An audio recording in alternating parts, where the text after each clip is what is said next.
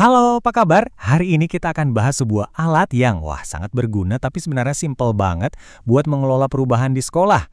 Namanya Force Field Analysis atau analisis medan kekuatan. Kalau Anda pernah merasa, kok susah banget ya jalanin program baru? Nah, ini dia solusinya. Yuk kita mulai. Pernah nggak sih kepikiran soal ini? Rasanya kita udah punya ide brilian, program baru yang dampaknya bakal luar biasa, tapi pas dieksekusi, kok mandek di tengah jalan?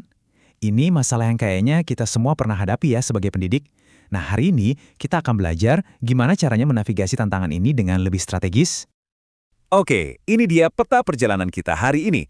Kita mulai dari tantangan nyata perubahan di sekolah, terus kita kenalan sama alat bantu kita, yaitu analisis medan kekuatan. Kita bakal bedah tuntas apa itu kekuatan pendorong dan penghambat, intip studi kasus nyata tentang literasi digital, susun strategi biar sukses, dan yang paling penting, gimana Anda bisa langsung menerapkannya. Oke, kita masuk bagian pertama. Menerapkan sesuatu yang baru di sekolah itu bukan cuma soal pengumuman. Ini lebih mirip sebuah pertarungan loh. Pertarungan antara dorongan buat maju dan tarikan kebiasaan lama yang, kuat banget. Dan tantangannya itu nyata banget. Sering kan kita ketemu resistensi atau penolakan, sumber daya yang serba terbatas, entah itu uang, waktu, atau tenaga. Dan kadang semangat yang naik turun. Ini adalah medan pertempuran yang harus kita kenali betul sebelum melangkah lebih jauh. Nah, disinilah analisis medan kekuatan ini jadi pahlawan kita. Anggap aja ini kayak peta strategis Anda, sebuah alat yang bantu kita melihat dengan jelas mana kawan dan mana lawan dalam perjuangan perubahan yang mau kita lakukan. Jadi apa sih sebenarnya force fit analysis ini? Gampangnya gini deh, ini adalah teknik yang diciptakan oleh seorang psikolog sosial, Kurt Lewin, untuk memetakan dua hal penting, semua kekuatan yang mendukung perubahan dan semua kekuatan yang melawannya. Dengan punya peta ini, keputusan kita bisa jadi jauh lebih cerdas. Cara paling gampang buat ngebayanginnya tuh ya kayak main tarik tambang. Program baru Anda ada di tengah-tengah tali. Di satu sisi, ada tim yang narik ke arah sukses. Ini namanya kekuatan pendorong. Di sisi lain, ada tim yang nahan biar programnya nggak maju. Nah, ini kekuatan penghambat. Hasil akhir permainannya tergantung tim mana yang lebih kuat. Sekarang, yuk kita kenalan lebih dekat sama dua tim ini, karena, memahami mereka adalah kunci buat memenangkan permainan tarik tambang tadi. Kekuatan pendorong itu ibaratnya angin yang meniup layar kapal Anda. Bisa datang dari kebijakan baru, semangat dari rekan guru, atau adanya teknologi canggih. Sebaliknya, kekuatan penghambat itu kayak jangkar yang bikin kapal Anda nggak bisa gerak. Misalnya, dana yang mepet, penolakan dari staf, atau budaya kerja lama yang susah diubah. Teori aja nggak cukup kan? Biar lebih kebayang, kita langsung lihat contoh nyata aja. Yuk kita intip gimana SDN Lowok Warun 02 di Malang pakai analisis ini buat merencanakan program literasi digital mereka. Keren banget! Jadi, tujuan mereka ini relevan banget sama zaman sekarang. Pengen ningkatin skill guru dan seluruh warga sekolah di bidang IT biar siap menghadapi era industri 4.0. Nah, sebelum launching program besar ini, mereka cerdas banget. Mereka analisis dulu situasinya pakai analisis medan kekuatan. Dan ini dia hasilnya, menarik banget loh. Mereka kasih skor ke tiap kekuatan, dari 1 sampai 5, tergantung seberapa besar pengaruhnya.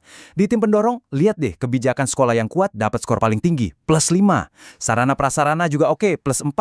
Ada ahli IT dan dana juga, masing-masing plus 3. Tapi di sisi lain, ada tim penghambat. Komitmen yang naik turun karena banyak program lain jadi penghambat terbesar dengan skor minus 3. Terus ada juga tantangan koordinasi, kualitas SDM yang belum merata, dan tata kelola sarana. Nah, waktu semua skor dijumlahkan, visual ini ngasih gambaran yang sangat jelas. Total kekuatan tim pendorong itu 15, sementara total kekuatan tim penghambat cuma 9. Permainan tarik tambangnya jelas dimenangkan oleh tim pendorong. Jadi, kesimpulannya apa? Analisis ini seolah-olah ngasih lampu hijau. Sekolah bisa jalan terus dengan program ini, dengan rasa percaya diri yang tinggi, karena faktor pendukungnya jauh lebih kuat daripada hambatannya. Ini namanya pengambilan keputusan yang cerdas berbasis data. Tentu aja, analisis itu nggak ada gunanya kalau cuma jadi pajangan. Betul. Jadi setelah kita punya peta kekuatan ini, gimana dong cara kita menyusun strategi buat menang? Prosesnya sebetulnya sangat logis. Setelah petanya jadi, kita punya dua langkah utama. Pertama, kita bisa perkuat lagi tim pendorong kita. Kasih mereka vitamin, biar makin kuat nariknya. Tapi, yang seringkali lebih ampuh itu langkah kedua. Gimana caranya kita melemahkan atau bahkan menyingkirkan tim penghambat? Gimana caranya kita potong tali jangkar yang menahan kita? Dan ini nih sebuah insight strategis yang menurut saya jenius. Seringkali energi kita itu lebih baik dipakai buat mengurangi atau menghilangkan hambatan. Kenapa? Soalnya kekuatan pendorong itu biasanya udah punya momentumnya sendiri. Dengan kita menyingkirkan batu-batu sandungan di jalan, laju perubahan jadi jauh lebih mulus. Oke, kita udah bahas teorinya, udah lihat contoh kasusnya, dan udah mempelajari strateginya. Sekarang saatnya kita bawa semua ini kembali ke dunia Angga. Coba deh, sekarang ambil waktu sejenak untuk berpikir. Apa program atau inisiatif terbesar yang lagi Anda perjuangkan di sekolah? Coba ambil selembar kertas, bikin 2 kolom. Di satu sisi, tulis semua yang mendorongnya. Di sisi lain, tulis semua yang menahannya.